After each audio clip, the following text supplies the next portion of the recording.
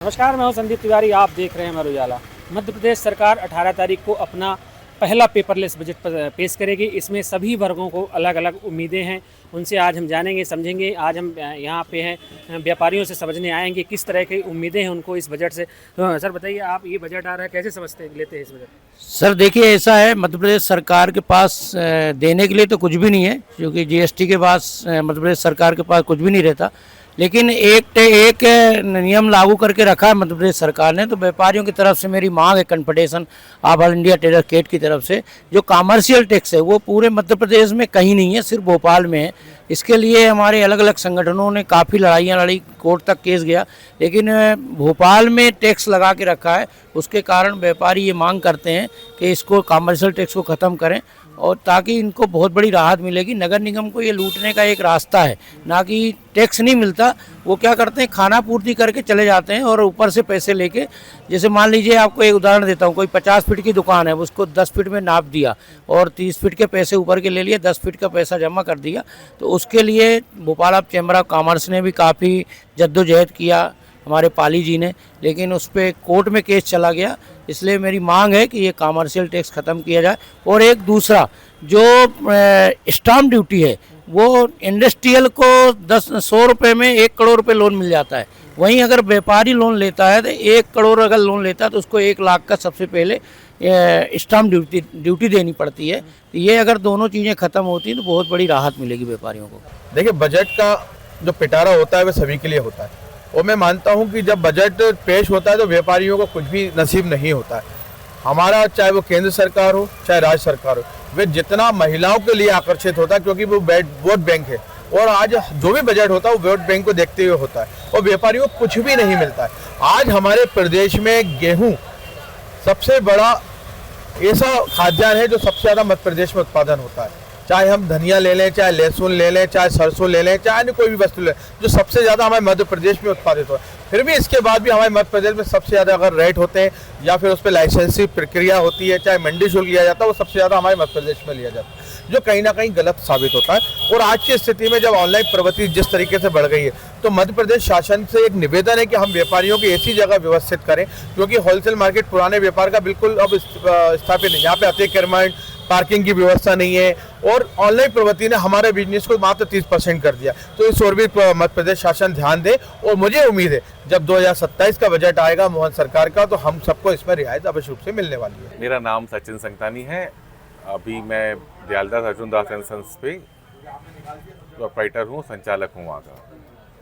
और मेरा state budget से यही उम्मीद है कि सरकार को स्टार्टअप्स के लिए अच्छा फंडिंग करना चाहिए। सेंट्रल गवर्नमेंट ने भी काफ़ी ज़्यादा इनिशिएटिव किया है स्टार्टअप्स के लिए, और अभी हमने यूपी के बजट में देखा तो स्टेट गवर्नमेंट का पूरा जो फोकस था वो स्टार्टअप, मैन्युफैक्चरिंग हब और स्टेट हाईवे के डेवलपमेंट पे था। तो हमारा यादव जी की गवर्नमेंट से यही उम्मीद है, माननीय मुख्यमंत्री से, कि वो मध्य प्रदेश में भी इसी तरह से नए स्टार्टअप्स को और मैन्युफैक्चरिंग हब को बनाने के लिए प्रोत्साहन किया जाए। भोपाल इंदौर से काफ़ी ज़्यादा मैन्युफैक्चरिंग हब के मामले में पिछड़ा हुआ है। मेरी उम्मीद यही है कि इस बार पूरा फोकस गवर्नमेंट का भोपाल में होना चाहिए, जिससे भोपाल एक मैन्युफैक्चरिंग हब बन सके और भोपाल का और विकास हो सके। कोई विशेष उम्मीद तो है नहीं। सरकार वैसे ही बहुत कर्जे में है, उसको खर्चे चलाने के लिए पैसे है नहीं। कोई है ना राहत की उम्मीद तो कहीं से कहीं तक है नहीं। राहत भले ही नहीं दे, लेकिन कोई नए कर नहीं है ना थोपे व्यापारियों पे, आम आदमी पे। यही उनसे एक प्रार्थना है। रिलैक्सेशन की तो कोई बात ही नहीं, रिलैक्सेशन की ज़रूरत भी नहीं है, लेकिन नए कर ना ही थोपे तो ज़्यादा अच्छा है, ऐसी उम्मीद है सरकार से। गल्ला मंडी एज इट तो कुछ नहीं, सब अच्छा। टैक्स भी बहुत रीजनेबल है, 1.20। सरकार को इतना टैक्स तो मिलना भी चाहिए जिसको अपना इंफ्रास्ट्रक्चर चला सके, वो कोई तकलीफ़ नहीं है। लेकिन ये जो अतिक्रमण वगैरह, जो हालांकि बजट का इशू नहीं है, इसके अंदर नगर निगम के अंदर जैसे आप सफाइयाँ नहीं होती हैं, टैक्स पूरा ले रहे हैं, रोडों की क्लीनिंग नहीं हो रही, पानी आज भी इंदौर में इतना बड़ा कांड हो गया, भोपाल में भी सारी आप देखोगे पानी सबके अंदर इतना ख़राब पानी है कि आम आदमी तो बेचारा है ना पी के कैसे जी रहा है समझ में नहीं आ रहा। इसको थोड़ा सरकार जल के ऊपर और स्वच्छता के ऊपर ध्यान दे तो ज़्यादा अच्छा है। बजट आने वाला है मध्य प्रदेश का, इसमें व्यापारियों को हर साल हर वर्ष ही उम्मीद तो रहती है, लेकिन कुछ खास मिलता नहीं है। इस बार ज़रूर सरकार कुछ सोच रही होगी तो सर व्यापारियों को एक तो ये है कि मंडी टैक्स पूरी तरह से ख़त्म करना चाहिए, क्योंकि आप एक तरफ तो जीएसटी ले रहे हैं आटे पे, गेहूं पे, तो मंडी टैक्स पे हम क्यों व्यय करें? तो मंडी टैक्स को समाप्त करना चाहिए गवर्नमेंट को। और आगे ये है कि कुछ पेट्रोल पे भी अब जीएसटी के दायरे में आना चाहिए। अभी तो वेट में चल रहा था, शायद जीएसटी के दायरे में आना चाहिए पेट्रोल को भी।